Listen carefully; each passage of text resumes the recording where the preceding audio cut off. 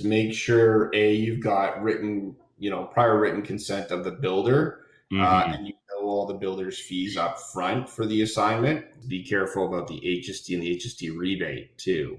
Get a good lawyer and paralegal on your side. You really have to do your homework on your tenant. Really, really, really know your tenant so that you can make sure you get good ones, because there's great tenants out there. Absolutely. Commercial, being the other regime, is almost the exact opposite. It's a little bit of the Wild West. The legislation is pretty bare bones, but do it right from the beginning so you don't have to then backtrack down the road at triple the cost. Is wholesaling legal? Will you go to jail if you try wholesaling in Canada? What are the consequences of wholesaling in Canada? Well, in today's video, I sit down with Ryan from Carson Law, and we discuss how wholesaling actually works in Canada from a legal perspective, and in particular, Ontario, Canada. So again, I'm so happy that Ryan from Carson Law was willing to join us and just discuss this subject matter, because I find there's a lot of confusion and misunderstandings out there.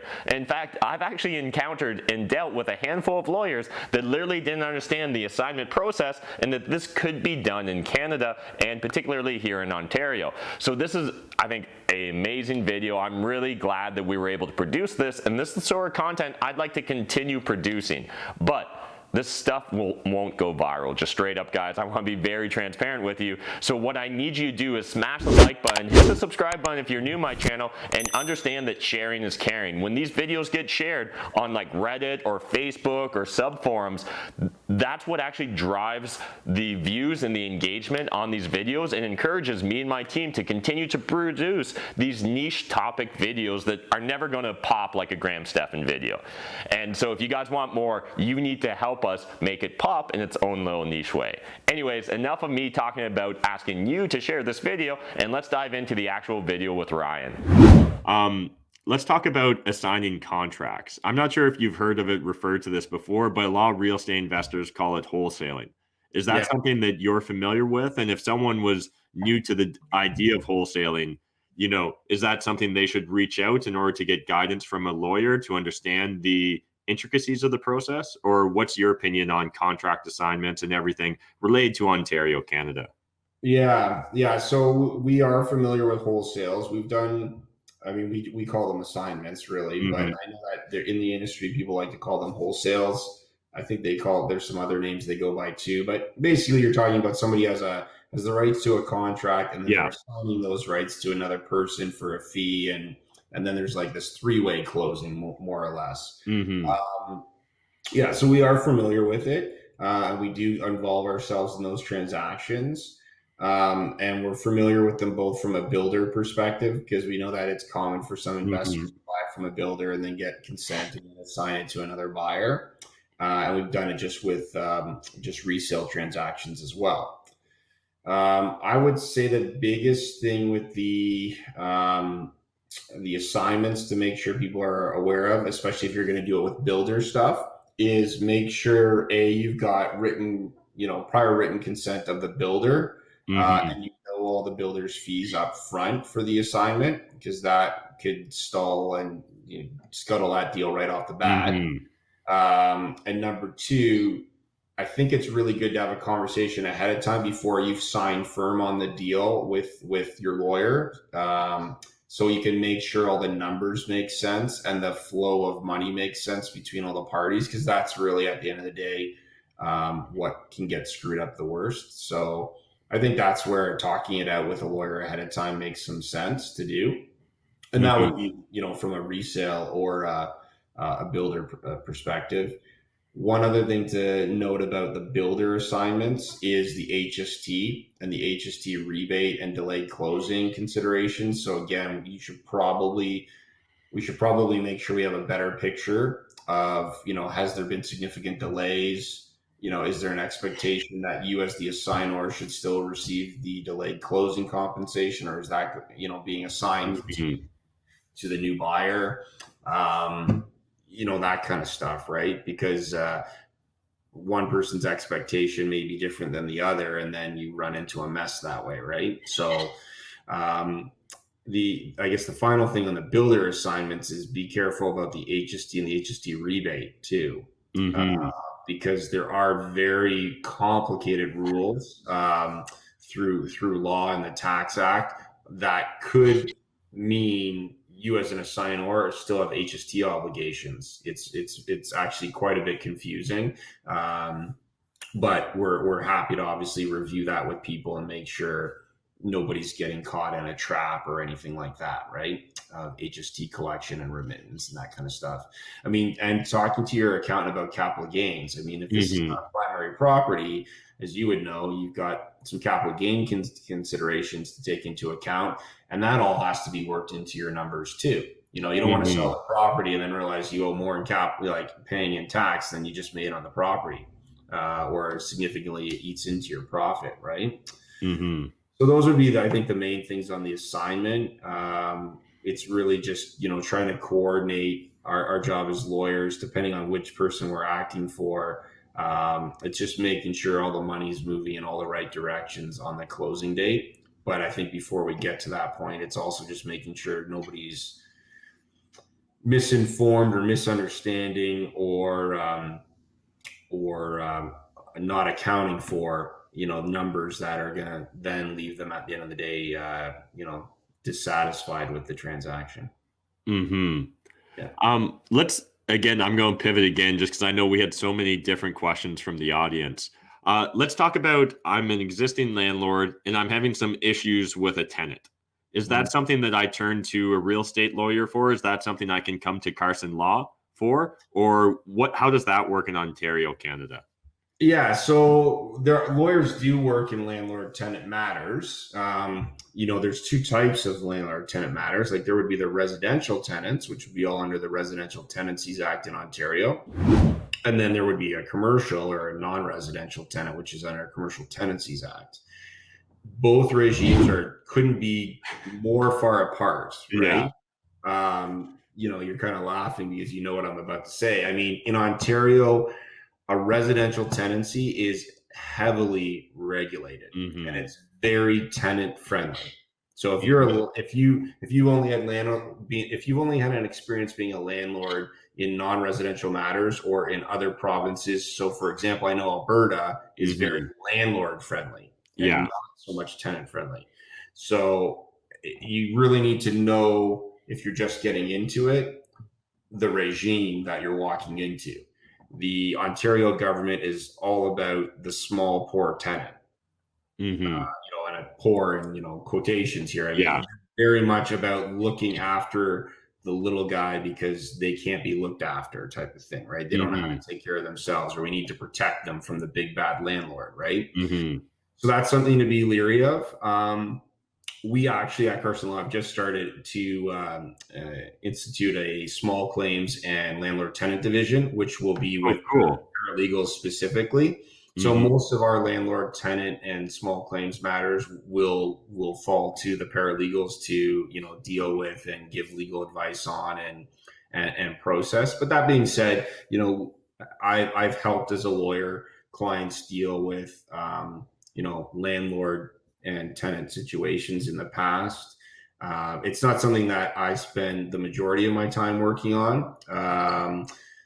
And I mean, good or bad, I guess you can look at it both ways, because the residential tenancy regime and legislation is so regulated. Like, I mean, it even has now its own mandatory contract. So, I mean, if you use any other lease other than the standard lease, technically that lease is not valid. So, I mean, it's very heavily regulated. I mean, there are some nuances and ways to protect landlords to get around some issues and so forth. But I would say if you want to be a landlord and you want to be a landlord residentially in Ontario, really do your homework, really understand all the forms and standard lease, and get a good lawyer and paralegal on your side. And really make sure you've just got a very thorough, comprehensive lease to protect you as much as you can. And then the other thing, which I think is crucial, is you really have to do your homework on your tenant. Once you get that tenant, you could be stuck with them, more or less, right? It's very hard to have tenants removed, unless they're doing something really bad, right? So And nobody, why would you want the stress of having to try to deal with a troubled tenant, right? So it's really important, I think, to do a lot of due diligence ahead of time. Even hire a property management company if they're the experts at really diving into a person's, credit and their background and their previous rental history. That's money well spent in my books. I mean, really, really, really know your tenant so that you can make sure you get good ones, because there's great tenants out there. Absolutely. And it's a great vehicle. You're growing equity in the property and you got cash flow, and if you got no problems other than maintenance as it comes along, then you're laughing. Yeah, that's now commercially. Sorry, I didn't get to the other one. Commercial, being the other regime, is almost the exact opposite. It's a little bit of the Wild West. The legislation is pretty bare bones. Do you want to get control of your financial life? Do you want to crush it in real estate with wholesaling? Do you want to join my full-time team of wholesalers like Mike or Shahir? Or what about Tyler or Diego? Or what about Amar? All right, and what do we do, boys? We make offers, we buy fast, never gonna miss a deal cause we pay cash. Offers, offers, offers, deals, deals, deals. Tell us, Mr. Seller, what price do you feel? Cause we're Southwestern's biggest source of deals. Boom! So if you guys want to crush it with wholesaling, you need to join my team. And down below, video description, there's all the links you need. And it's a great vehicle. You're growing equity in the property and you got cash flow, and if you got no problems other than maintenance as it comes along, then you're laughing. Yeah, that's now commercially. Sorry, I didn't get to the other one. Commercial, being the other regime, is almost the exact opposite. It's a little bit of the Wild West. The legislation is pretty bare bones. It says a little bit about how landlords and tenants have to govern their affairs, but it's really about the strength of the lease with a commercial landlord and tenant. And that's why you see a lot of like the retail and commercial landlords have like 50 to 100 page leases, because they and it's packed in there and it's one-sided, right? Like those babies are all about what's good for the landlord and not really for the tenant. So commercially, there's quite a bit more leverage if you're looking at being an owner of commercial property and leasing, retail or commercial space to tenants. You can stack the deck a little bit more and protect your relationship and interest a little bit better with that, So for that commercial lease, like that great big document, is that something I can come to Carson Law? Can I get commercial leases made by you guys? Yeah, we can do both the residential ones. I mean, the residential one, like I said, it's a standard lease now in Ontario.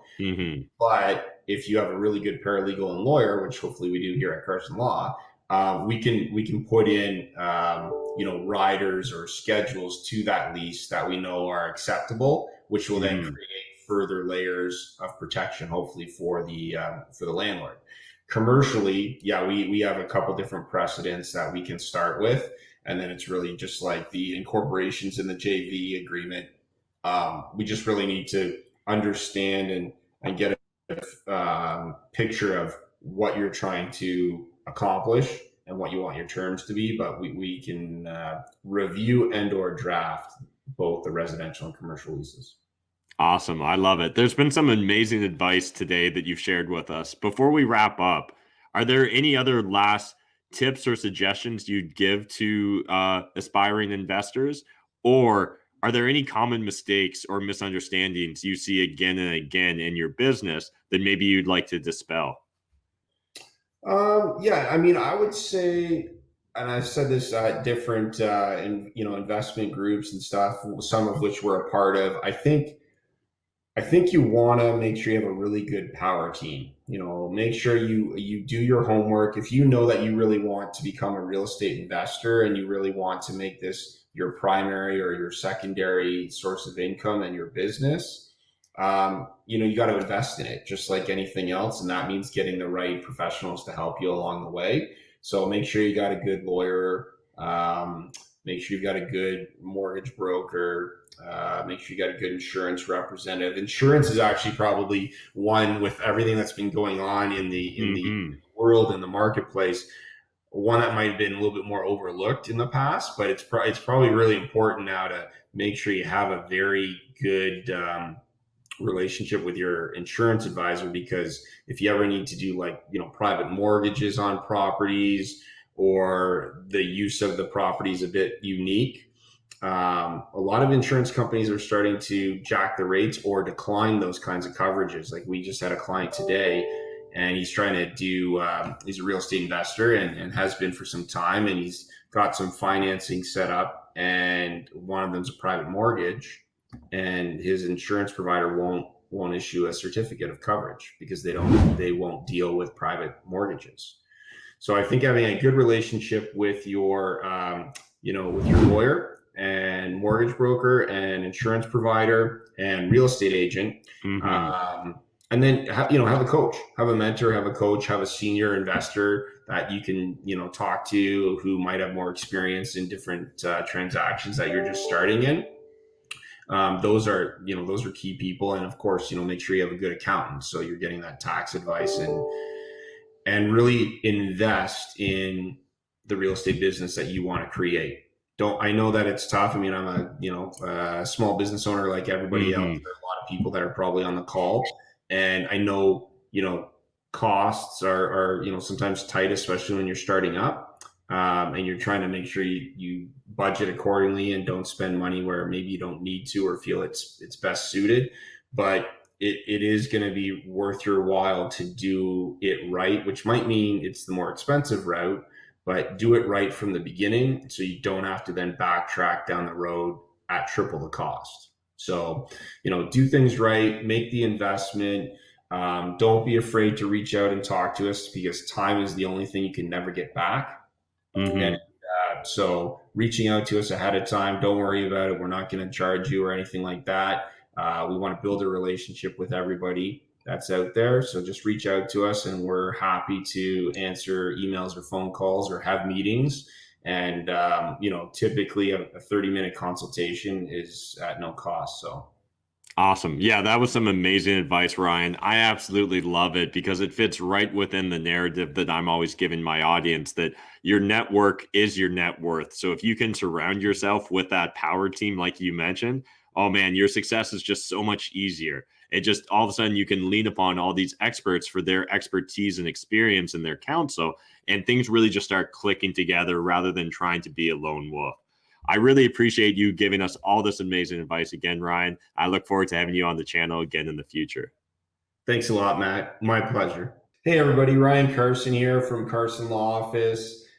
Pleasure to be on Matt McKeever's YouTube session. And a little bit about me and about the firm. I've been practicing since 2008, and have a couple degrees, and really started my career with mostly real estate law, corporate law, wills and estates, and that's where my practice has kind of stayed to date. We also offer landlord tenant, small claims, and intellectual property law like patents, trademarks, and copyright at the office.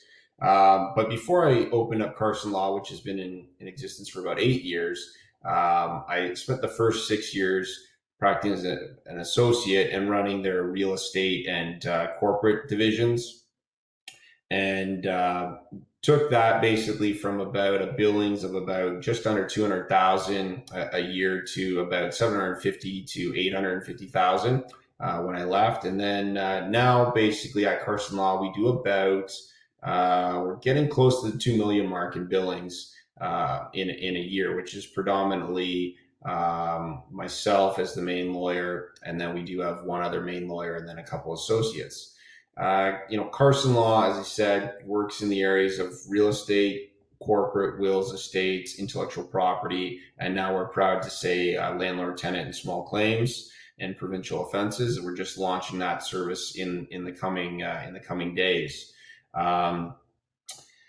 I mean, my approach to practice is, it's about balance.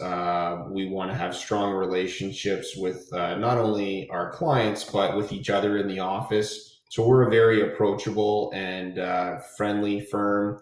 I've mentioned in some of my videos with Matt that we offer 30-second consultations, typically at no cost. We're happy to answer your phone calls and to get your emails. We're not, going to dock it every minute and send you a bill for every minute of discussion. It's all part of building a relationship that we want to have long term with you, and we want you to feel comfortable to always think of Carson Law as the firm to go to when you have a question. We might not always be the ones that can help you, and if we can't, we'll make sure that we get you sourced out to a very competent specialist in that area. But we want you to feel as though you can come see us, you can approach us. As you can see, I'm wearing the t-shirt and the baseball cap today, practicing my social distancing and my COVID quarantine. But we're people. We're not just a suit, and we've got family, and we've got lives outside of practicing law, and we try to keep that balance. We try to work hard for our clients. We try to make sure that the client's needs are put first, and we use a team approach. And that's a little bit different than maybe some of the traditional models that a lot of law firms use. It's typically lawyer kind of being fairly dictator to their support staff, and they just pump out material. We try to be a team-based approach where we would through a process that we've developed over, like I said, almost 15 years of practice. We try to make sure there's team members helping you along the way, from start to finish, from a file opening. Using the team approach, it allows us to make sure you have constant access to somebody at the office, whether it's email or phone call.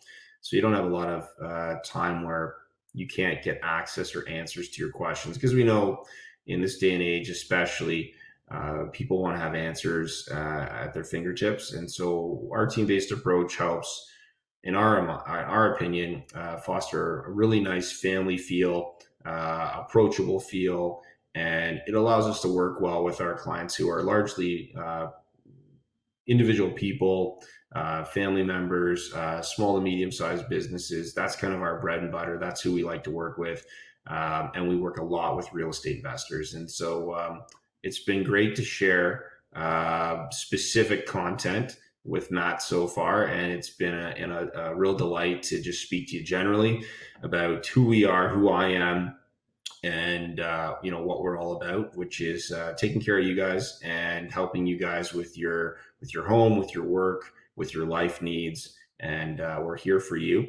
And whenever you need to think of a lawyer, or you have a question that you think is legal, think of Carson Law, and hopefully we'll be the ones that give you the answer. Otherwise, we'll certainly do our best to get you placed with somebody who can get you that answer. Okay, thanks very much. Thanks again to Ryan for taking the time to shoot this video. I'm really happy that we got to discuss the topic of wholesaling and just kind of the legal perspective from Ryan's side of things. Again, this is something that I find so many investors are lost in analysis paralysis because they don't have enough information. They don't even know what they don't know because they've never sat down with a lawyer. And if you haven't sat down with a lawyer or contacted a legal firm to ask your real estate investing questions, I want to encourage you to reach out to someone. Now, Ryan from Carson Law has been gracious enough to share his contact information, so it's in the video description down below, so go grab it and feel free to reach out to Carson Law if you want to, but otherwise reach out to some real estate lawyer. Shine light on the areas of darkness that you're unaware of when it comes to real estate investing, because that's what's going to empower you to actually move forward and start doing deals. Now, if you guys enjoyed this video, we've got more great videos with Ryan from Carson Law right here, or if you guys want to dive into some more great Casey Wong content, we've got it right here. And again, if you guys enjoyed this, smash the like button, hit the subscribe button if you're new to my channel, and make sure that you share this video wherever you are on social media. It'd be much appreciated. I'll see you guys in the next video.